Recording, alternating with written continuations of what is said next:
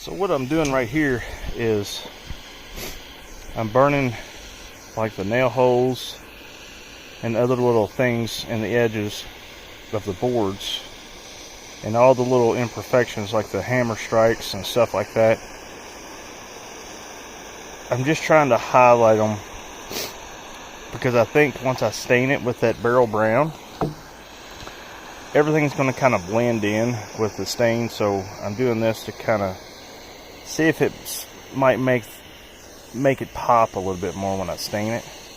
Do I know that it's going to work? I don't know. I don't have a clue what I'm doing, honestly. Remember, this is your world.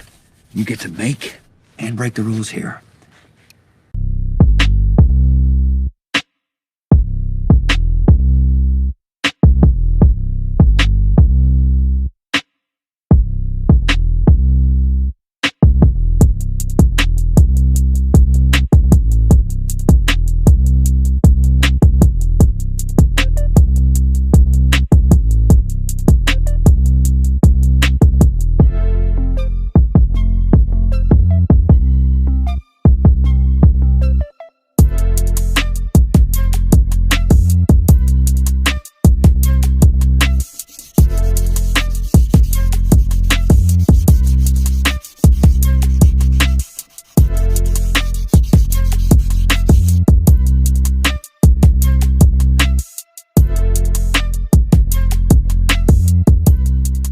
Okay, so here's the finished product. I think I like it. I mean, I do like it. When I see the wood, it kind of reminds me of an old, like 1800s mine shaft, maybe. I don't know why. Yeah, I don't know why. If I had one of the bigger torches, you know, for like burning up weeds and stuff.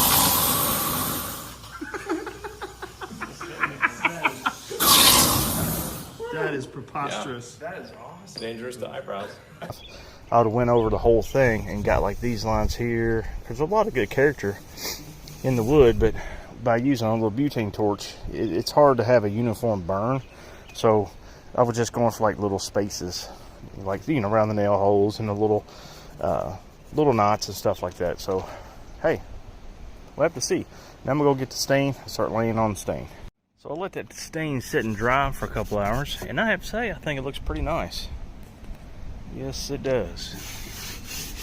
I wonder if I should go back and lightly sand it and then put the poly on. Yeah, I think I'm going to. I think I'm going to hit it with some sandpaper again real quick.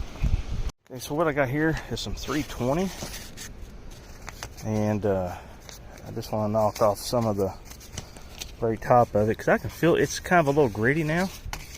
I don't know what might cause that, but hopefully by sanding it lightly will help it out a whole lot.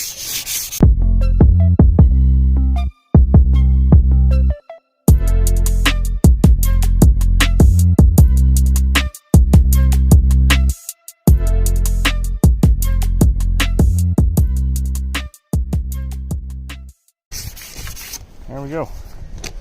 Yeah, that's all it needed. So let's get to putting the poly on. It's probably way too windy to be doing this, but and the only size brush I had was a 4-inch. So I'm just gonna go with it.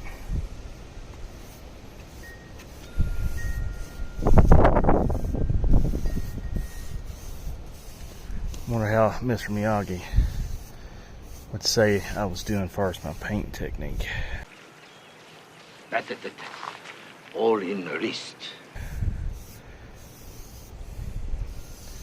Yeah, so I'll probably have to go back and sand this.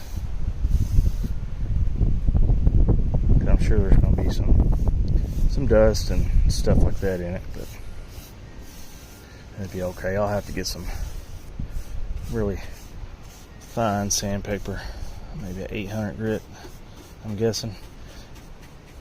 It's not that I know what I'm doing, it's just I'm pretending it's a car body. It's like I'm putting stuff on a car. That's kind of how I'm judging what I need to do as far as sanding or whatever. So please don't think I know what I'm doing when it comes to finishing wood or woodworking. That's totally not the case. I just do what feels good. All right, I'm gonna whack off again. That's right. That feels good. Gives me the fizz, man. So if it gives me the fizz, that's what I do.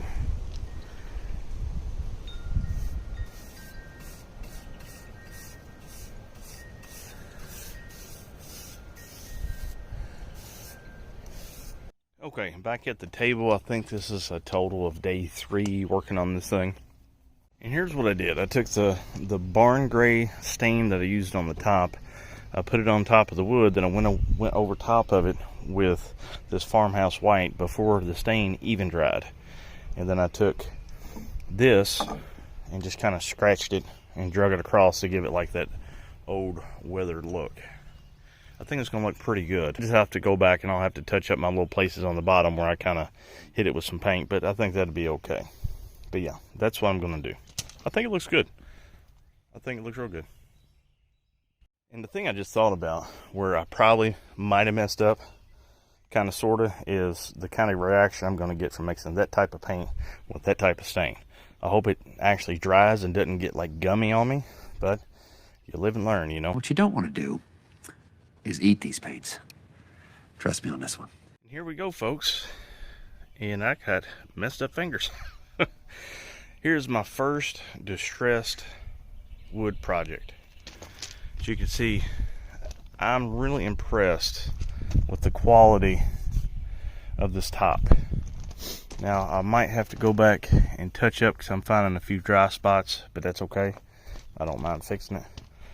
But yeah, so I used the stain and some farmhouse white and basically put the stain on here and then went back while the stain was wet and took my little sponge brush right here and just kind of drug it across, scribbled. I got really messy, as you can see. I should put on gloves, but I didn't. And just made a hot mess. It seems like the messier I got and the more just throw it on, the better that I got, or the better that it looked. So yeah, I'm really kind of digging that. Now I'm gonna let this dry good and then go back to my screw holes and fill them with paint. Where did he come from? But yeah, I can still go back and touch some of this stuff up. Got runs where my stains hiding in these cracks and stuff, which that's okay. I go back over here and just kind of, you know, touch her up a little bit. Now, I know I didn't go up underneath of it. I had plans on doing it, as you can see here, but things started to kind of get away from me. So I was just like, I can always come back and do something at the bottom later. It's not critical, but yeah. So here we go, folks. Oh yeah. I also need to go up and clean my edges where I got some paint, you know, on my tabletop, and clean up underneath the edges of the top.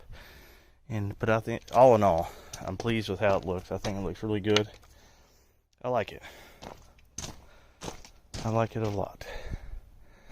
So yeah, hopefully mixing that paint and that stain doesn't cause some kind of weird reaction. But we shall have to wait and see. But anyways, hope you like this, folks. See you in the next video.